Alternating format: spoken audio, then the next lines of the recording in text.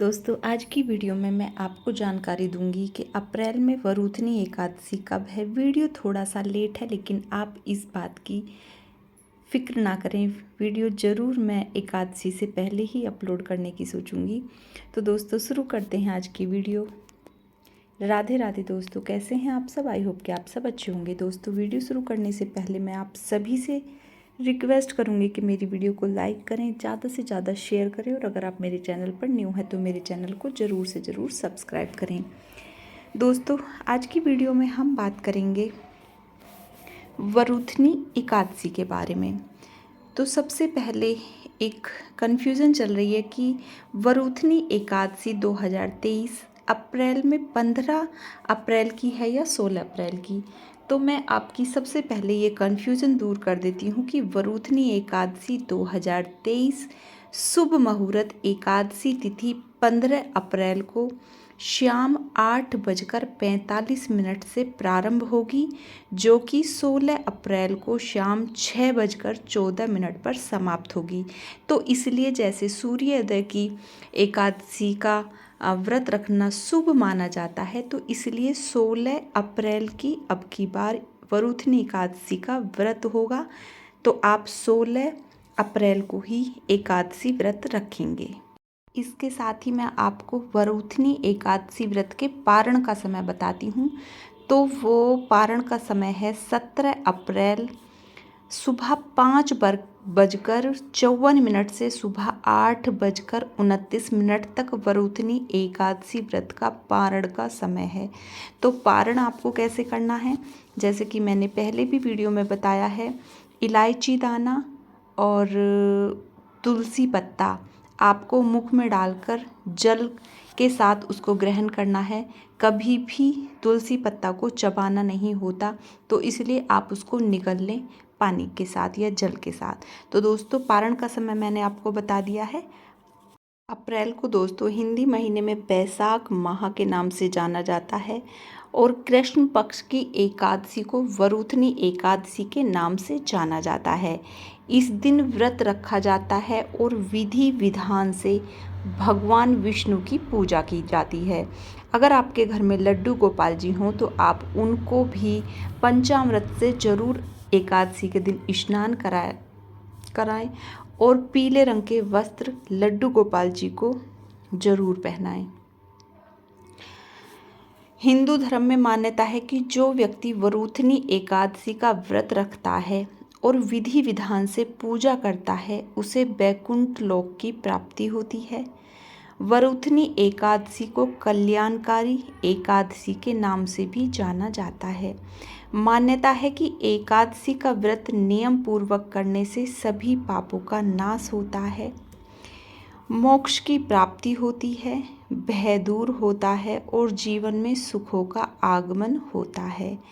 शास्त्रों में एकादशी व्रत को काफ़ी महत्वपूर्ण माना गया है। तो अब बात करेंगे वरूथनी एकादशी की पूजा विधि के बारे में। तो वरूथनी एकादशी के दिन सुबह जल्दी उठकर स्नान करें। स्नान करते समय पानी में गंगा जल जरूर मिलाएं और अगर आप हो सके तीर्थ स्थल पर नहीं जा पा रहे तो घर पर ही गंगा जल का प्रयोग कर सकते हैं और हो सके तो आप बाहर किसी तीर्थ स्थल पर भी स्नान कर आ सकते हैं। मुझे इस चीज़ का इसलिए ध्यान रहता है क्योंकि मेरे गांव में गंगा जी है, तो मेरे दिमाग में वही चीज़ चलती रहती है कि आप लोग गंगा जी नहा कर आएँ। तो दोस्तों ये चीज़ अलग हो गई कि मेरे गाँव में गंगा जी है मायके की साइड में। तो चलो फिर बात करते हैं। स्नान के बाद साफ वस्त्र धारण करें, फिर घर के मंदिर में दीपक जलाएं और भगवान विष्णु की प्रतिमा को स्नान कराएं। घर में लड्डू गोपाल जी हों तो उनको भी जैसे मैंने बताया है पंचामृत से स्नान करें, पीले रंग के वस्त्र जरूर पहनाएं। इसके बाद भगवान विष्णु की विधि विधान से पूजा और आरती करें। अपनी एकादशी का महात्म जरूर पढ़ें। पूजा के दौरान ओम नमो भगवते वासुदेवाय नमः का जाप आप जरूर करते रहें। वरूथनी एकादशी के दिन भगवान विष्णु को भोग अवश्य लगाएं। अब बात करते हैं वरूथनी एकादशी व्रत के महत्व के बारे में। तो दोस्तों शास्त्रों में वरूथनी एकादशी व्रत के महत्व के बारे में विस्तार से बताया गया है कि इस दिन व्रत का पूजा पाठ करने से व्यक्ति को सौभाग्य की प्राप्ति होती है, साथ ही घर में सुख समृद्धि आती है। इस दिन भगवान विष्णु को तुलसी वाला जल भी अर्पित करना चाहिए। ऐसा करने से व्यक्ति को वैकुंठ की प्राप्ति होती है। लेकिन देखिए, रविवार का तो पड़ रहा है दिन, तो आप हो सके तो एक दिन पहले ही, एकादशी के दिन तुलसी नहीं तोड़ी जाती और ना ही रविवार के दिन तुलसी तोड़ी जाती है, तो आप हमेशा एकादशी से पहले ही तुलसी तोड़कर रख लें। कभी भी एकादशी के दिन तुलसी माता को नहीं तोड़ना चाहिए। एकादशी के बारे में कुछ खास बातें। इस दिन व्रत करने वाले मनुष्य को सर्वप्रथम ब्रह्मचार्य व्रत का पालन करना चाहिए। दूसरों की बुराई और निंदा नहीं करनी चाहिए। दुष्ट लोगों की संगत से बचना चाहिए। हो सके तो इस दिन कीर्तन या जागरण आप अवश्य करें। इस व्रत की पूजा विधि इस प्रकार से है। व्रत से एक दिन पूर्व यानी दशमी को ही एक ही बार भोजन करना चाहिए। व्रत वाले दिन प्रातःकाल स्नान के बाद व्रत का संकल्प लेकर भगवान की पूजा करनी चाहिए। पूजा कैसे कैसे करनी चाहिए, ये सारी बातें देखो मैंने आपको बता दी हैं। व्रत की अवधि में तेल से बना भोजन, दूसरे का अन्न, शहद, चना, मसूर की दाल, कांसे के बर्तन में भोजन नहीं करना चाहिए। व्रत रखने वाले को सिर्फ एक ही बार भोजन करना चाहिए। रात्रि में भगवान का स्मरण करते हुए ओम भगवते वासुदेवाय नमः का जाप करते रहना चाहिए और अगले दिन द्वादशी को व्रत का पारण करना चाहिए। व्रत वाले दिन शास्त्र चिंतन और भजन कीर्तन करना चाहिए और झूठ बोलने व क्रोध करने से बचना चाहिए। दोस्तों, एकादशी का व्रत अपने सभी व्रतों में सर्वोत्तम व्रत माना जाता है, सबसे बड़ा व्रत माना जाता है।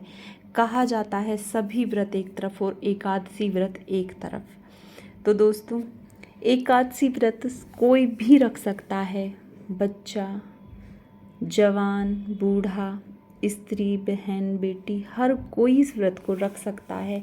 लेकिन इस व्रत के कुछ नियम हैं, उन नियमों से ही व्रत रखना चाहिए। तो जैसे मेरी सासू माँ है, वो इस व्रत को रखती हैं, हमेशा इसको नहीं एकादशी व्रत रखती हैं। उन्होंने उद्यापन कर दिया, उसके बावजूद भी वो इस व्रत को कंटिन्यू रखती हैं।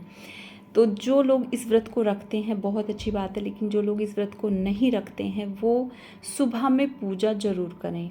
जैसे मैंने बताया, सुबह नहा धोकर, और जिनके घर में लड्डू गोपाल जी हैं तो उनके लिए तो बहुत ही ये शुभ बात है कि आप अपने लड्डू गोपाल जी को उस दिन पंचामृत से ज़रूर स्नान कराएं। और अगर आपके पास में पीले वस्त्र हैं तो पीले रंग के वस्त्र लड्डू गोपाल जी को ज़रूर पहनाएं और लड्डू गोपाल जी का प्रिय भोग उस दिन आप बनाकर उनको ज़रूर खिलाएं। तो व्रत रखना ही व्रत रखना ही कोई शुभ नहीं होता, भगवान की पूजा करना भी उतना ही शुभ माना जाता है।